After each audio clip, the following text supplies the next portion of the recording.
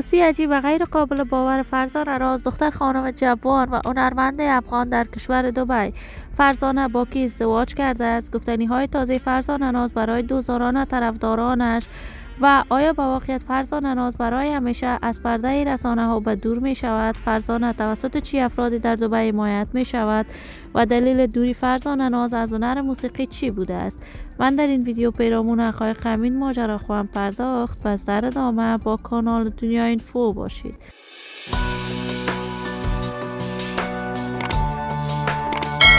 سلام و سلامتی نثار تک تک از شما دوزاران نهایت ارجمند کانال دنیا اینفو. شما را خوش آمدید میگم و یکی دیگر از ویدیوهای جذاب و دیدنی این کانال.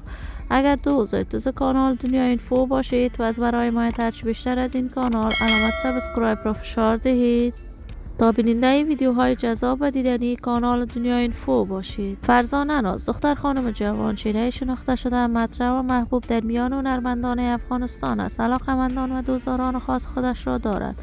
فرزانه ناز از سن 18 سالگی آهنگ می سراید. کارهای هنری فرزانه ناز مورد حمایت گسترده افغانها قرار می گرفت.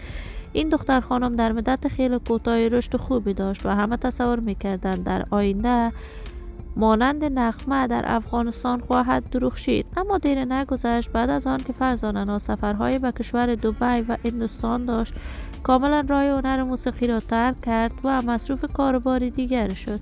وی در هندوستان در چندین فیلم هندی مانند رقاص رقصید و با آرزویش رسید. فرزانه اکنون در دبی زندگی می کند و یگانه درآمد شخصیش در دبی صفحات مجازیش بالخصوص تیک تاک می داند. فرزانه ناز تازه تصاویرش به نشر می رسد که وی در دبی با دوست پسر ایندیش عروسی کرده است و زندگی خوش و آرامی دارد، ولی هر انسان خودش می داند و زندگیش. فرزانه کاملا راه هنر موسیقی را ترک کرده است و دیگر نمی خواهد به کارهای موسیقیش بپردازد، ولی هر انسان خودش میداند و زندگیش. من آرزوی موفقیت، کامیابی و سعادت برای تک تک از هنرمندان افغان از بارگاه عزت الله هزار تمنا دارم.